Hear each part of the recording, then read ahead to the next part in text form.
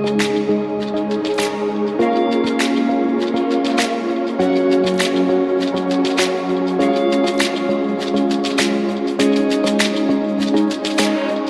everybody, welcome back to Cosmic Life Astrology. Today I'm going to talk about the week of April 1st through the 8th.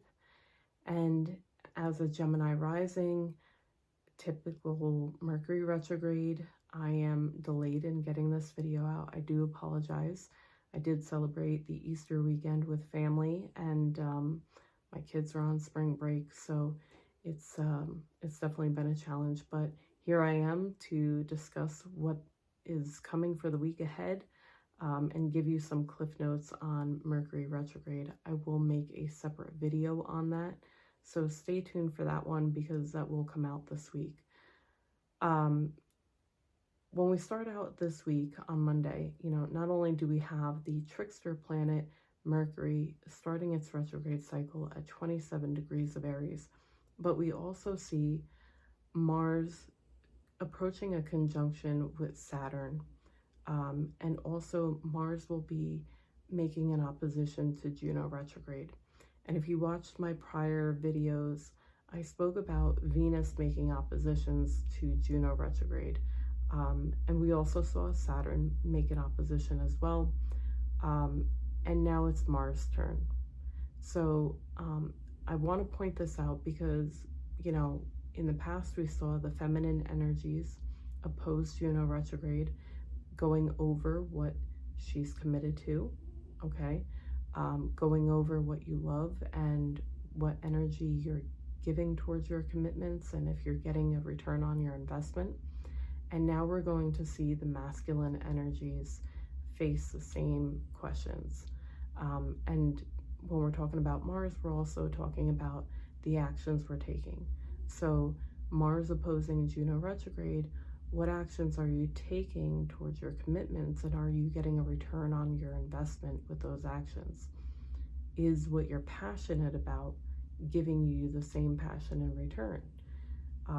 And so I want to highlight that because that is going to be a process that Mars is going to go through and face off with. And with Mars approaching a conjunction to Saturn, and we saw Venus do the same thing, it's as if Saturn is making Mars take a pause and say, wait, don't move too quickly. You need to think about what you're doing. And we want stability, we want structure, we want discipline. You can't just go off, and be mindless about what you're putting your energy into. And so we're seeing a repeated cycle that Venus went through that now Mars is going through. It will be, more potent this week, but we will see it also play out through next week as well. And on Tuesday, we're going to see Venus make a conjunction to Neptune. That is another energy of dynamism, because we have the planet of dreams and illusions and fantasy and creativity, and spirituality and unconditional love make a conjunction to Venus, the planet of beauty and love and money and success and fertility and, nature and all things beautiful, right?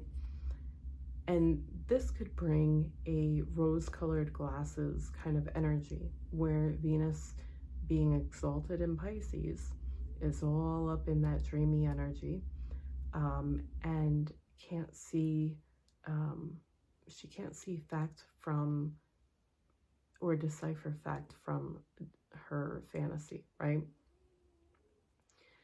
However, on the flip side of that, because Neptune is home in Pisces and Venus is exalted in Pisces, this could also bring the potential for very strong feminine energy, whether that play out in interacting with a lot of females, or spending time with your loved one, that has that really feel-good energy, especially as Venus will be making a semi-sextile to Mercury, so there will be a little more ease in the communication. And Venus will also make a sextile to the moon in Capricorn, which will also bring ease in our emotions, more stability in our emotions. So there are two potentials with this energy. You know, you have to see, you know, how it plays out for you. And I think with the Capricorn moon, we will see more of a grounded energy. It will help Venus kind of ground herself from floating off into fantasy land, right? However, with the moon in Capricorn, it will make a square to Mercury. So there could be a potential for communications challenging your emotions, or vice versa. Your emotions challenging the way you're communicating. And this could also be that what you feel or what you think is being tested, right? As we go into Wednesday, we have the moon move into Aquarius and make a conjunction to Pluto. So now we're seeing a change of emotions. Aquarius can be very cold and distant. I say that with love. I have a lot of Aquarius around me. But they have this ability to cut things off when they see that they need to. And they don't look back. You know, they don't take it personal. They just, you know, they charter on their own path, not afraid to do so either. And so with the moon making it conjunction to Pluto, there will be a strong potential of maybe an emotional reaction that causes you to make that separation, to cut something off. You know, Pluto likes to destroy things that are not on solid ground and force you to rebuild. And Pluto will also bring up things that are, you know, hidden under the rug, that are not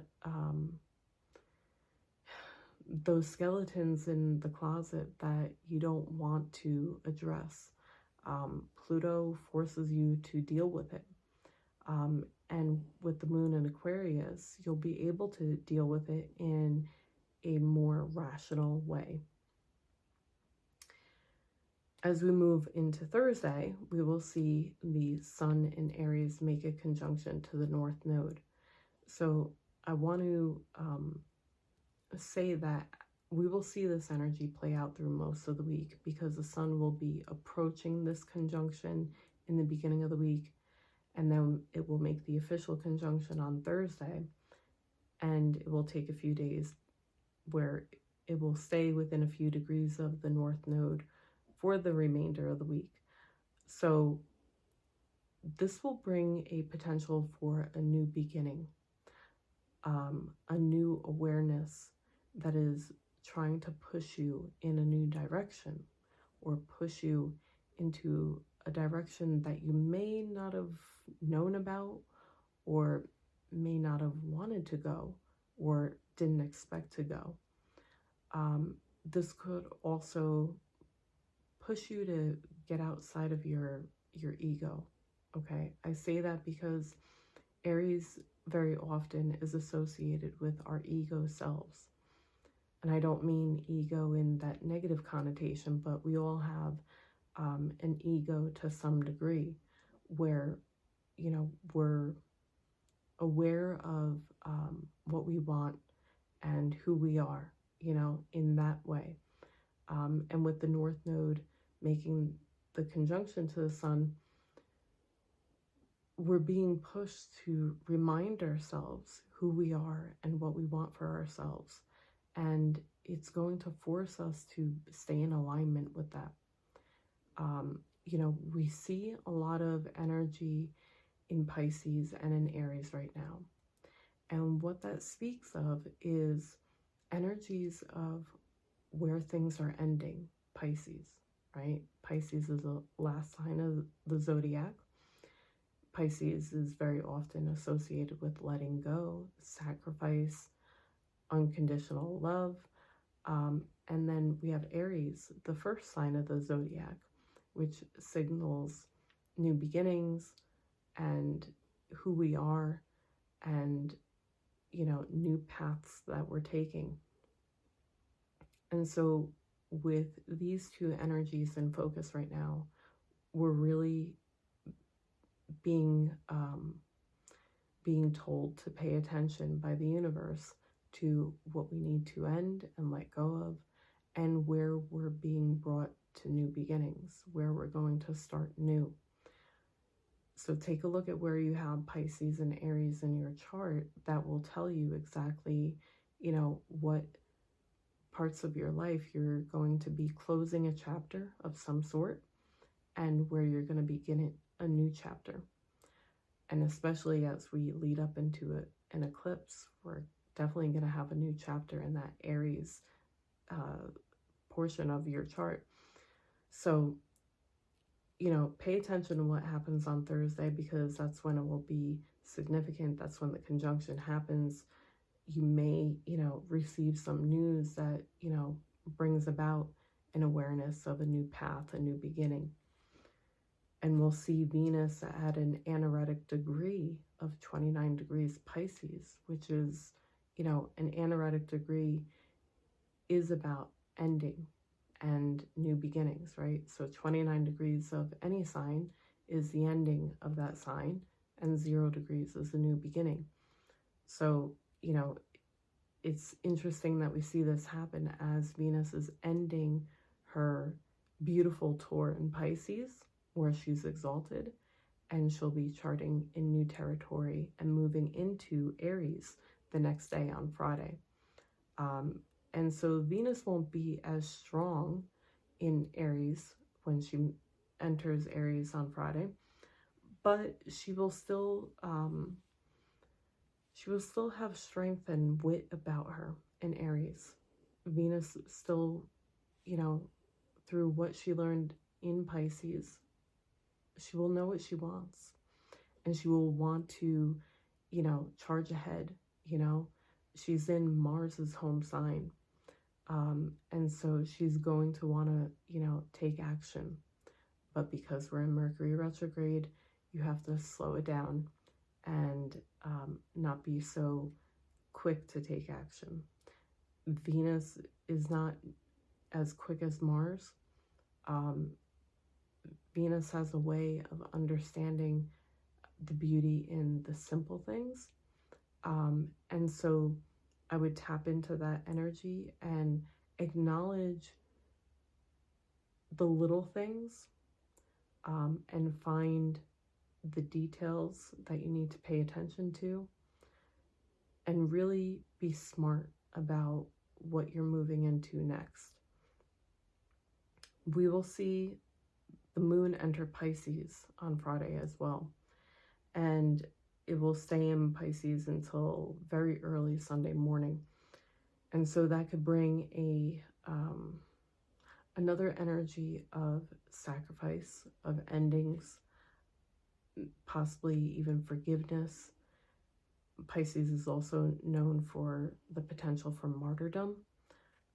So this could bring about like a very broody kind of energy,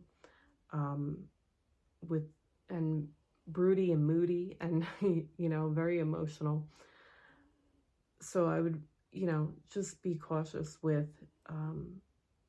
what your emotions are or how they're affecting you. I have my moon in Pisces, and I can tell you from my own lifelong experience of having it, that with the moon in Pisces, your emotions are very fluid and can be affected by people very easily. A moon in Pisces is very empathetic and very intuitive, but because they're so sensitive, they could kind of go into that black hole. If you say one wrong thing to a moon in Pisces, they could go in a downward spiral. So don't do that. Just be mindful of your emotions, and, don't let yourself go down the rabbit hole. And as the moon is in Pisces, it's also going to make the opposition of Juno retrograde in Virgo. And so we're again seeing that opposition to Juno retrograde in Virgo happening, and our emotions are going to be tested. Now we're looking at what you're emotionally invested into and what you're committed to, and how it's making you feel, what kind of reward you feel or fulfillment you feel from those commitments. If you're not getting them, you have to look at the facts, Virgo, and make some changes. Pisces is a mutable sign. And so this week harbors a lot of energy for paying attention to things, because there is a lot of potential for things to be brought up when we're looking at Pisces and Aries. We're gonna bring things up that need to be addressed, emotions that need to be maybe released, chapters that need to be closed. And we're seeing, more energy go into Aries, where we're being drawn towards new beginnings. And so this is all culminating in perfect timing for the solar eclipse that we have on Monday the 8th. It is fascinating as you watch this and you learn about astrology to see how the universe lines things up with purpose, and as if it is all really planned, and the universe knows what it's doing. It knows what it wants people to do in their evolution as a soul, and it has a timing and a reason for everything. So in this potentially emotional time, as we're in the middle of eclipse season, we have Mercury retrograde now. I would say just take every day, one day at a time.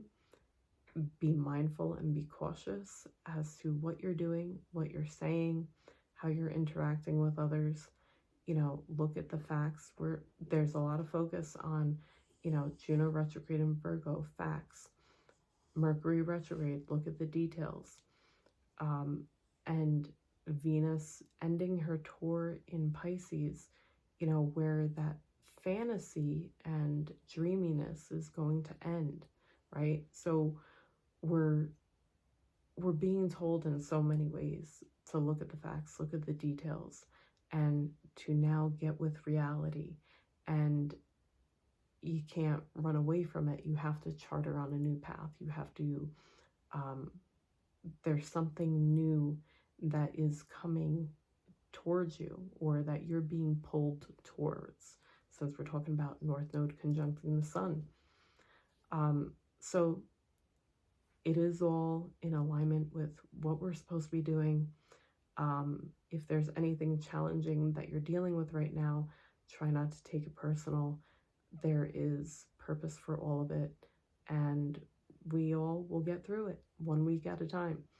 And I will be back with more videos.